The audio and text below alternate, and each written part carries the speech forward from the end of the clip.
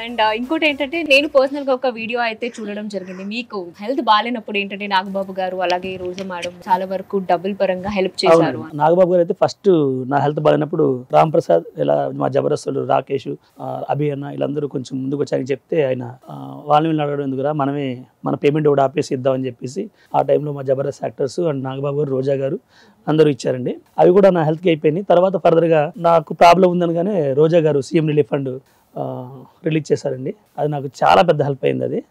And మరొకసారి రోజా గారు thanks అండి. అండ్ అలాగే నాగబాబు గారికి మా ఎంటైర్ టీమ్కి థ్యాంక్ యూ సో మచ్ అండి. బేసిక్గా అప్పుడు అన్న పడుతున్న స్ట్రగుల్ ఆవిడ వరకు తెలియదు. అంటే ఆవిడున్న బిజీ షెడ్యూల్లో కూడా ఆవిడకున్న పనులు పక్కన పెట్టి అన్నకున్న బాధను చూసి 2 days అనుకుంటా మేడం, 2 days 3 days అంతే అక్కడ నుంచి లెటర్ పంపించారు. నిజంగా రోజా గారు బట్ నా లైఫ్లో అయితే మెయిన్ మా వైఫ్ ఎంత మెయిన్ పాత్ర పోషించిందో అలాగే వీడు ఆస్య వీళ్ళు కూడా నా లైఫ్లో ఒక నా ఫ్యామిలీ మెంబర్స్ అనమాట. వీడు నాకు తమ్ముడే, ఇంకా తమ్ముడు తర్వాత కూడా కదా తమ్ముడు. నా కష్టాల్లో కొంతమంది ఉన్నారండి నా పక్కన. వివేక్ నా ఫ్రెండ్ ఒకడు ఉంటాడు, వాడు ఒకరండి నా లైఫ్లో మెయిన్. అది ఎలా చెప్పాలి కూడా తెలియదు కానీ థ్యాంక్స్ రా బాబు, నీకు ఎప్పుడు చెప్పలేదు నేను, సందర్భం కూడా రాలేదు, బట్ ఇప్పుడు చెప్తున్నాను. Thank you Babu, love you రా.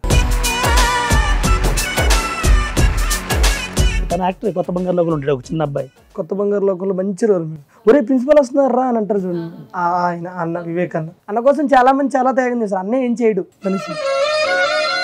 సారీ జోక్ బోక్. సో నూకరాజు గారు, మీకు ఆస్య అంటే చాలా చాలా ఇష్టం అనేసి మా అందరికీ తెలుసు. మీరు ఒక్క షోలో కూడా ఆస్య కోసం చెయ్యి మీద కర్పూరం అని పెట్టుకొని చాలా వరకు చేశారు. అంటే అదేంటి నిజంగా జెన్యూన్ గా చేశారా లేకపోతే టీఆర్పీ కోసం అలా చేశారా? ఆస్య ఎవరన్నా? For Apple. ఓ మీరు యాపిల్ అని పిలుస్తారా?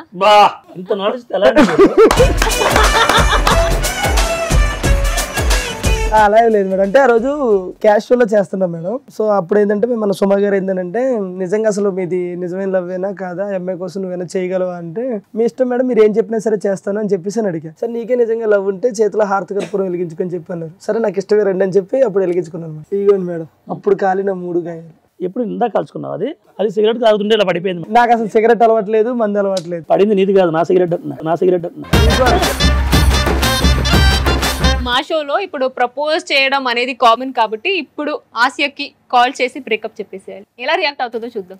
కానీ తిప్పేస్తుందేమో, అది బీపేయండి లాంగ్ అంటది, అది బీపేసేయండి. ఏంట్రా? హలో చెప్పు, అమ్మతో మాట్లాడినా? ఆగు. హలో చెప్పు. నువ్వు ఎవరితో మాట్లాడాల్సిన అవసరం లేదు. నేను ఇంకా నీకు ఫైనల్ గా ఒకటి చెప్పేద్దాం అనుకుంటున్నాను. నేను ఇంకా సోలోగా ఉండాలనుకుంటున్నాను. దేనికి అండి? నాకు ఇంకా అవ్వట్లా. నాకు ఇలా లవ్ వద్దు, నాకు పెళ్లి వద్దు, ఏమొద్దు నాకు. అదే ఎందుకు? నాకు ప్రతిదీ గుచ్చి అడగడం, తర్వాత ఇట్లా నాకు ఇవన్నీ నచ్చట్లేదు అసలు. ఒంటరిగా ఉంటా. సరే ఉండు చూస్తా. నువ్వు సరే ఉండు చూస్తా అనడం కాదు, నేను నిజం చెప్తున్నాను ఓపెన్ గా. అంటే నేను టార్చర్ చేస్తున్నా? టార్చర్ అని కాదు, నాకు నువ్వు నచ్చట్లేదు. నాకు రీజన్ చెప్పు. ఆసియా నువ్వు ఎందుకు నచ్చట్లేదు, నాకు ఇది తప్పు చేస్తున్నాను, ఒక్క రీజన్ చెప్పు. ఆసియా నువ్వు నాకు ఎందుకు నచ్చట్లేదు? ఓకేనా? ఎందుకు అంటే ఎందుకు? ఆ ఎందుకు ప్లేస్ లో ఏదో ఒకటి పెట్టుకో.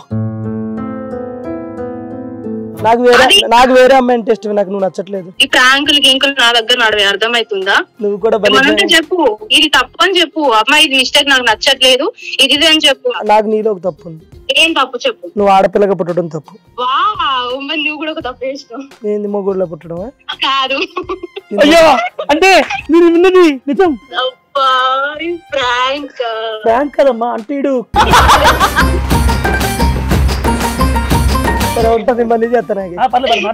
అక్కడ మాట్లాడుతున్నారు కదా మేడం. ఇంకా ఎవరికి తెలియని విషయం ఈ రోజు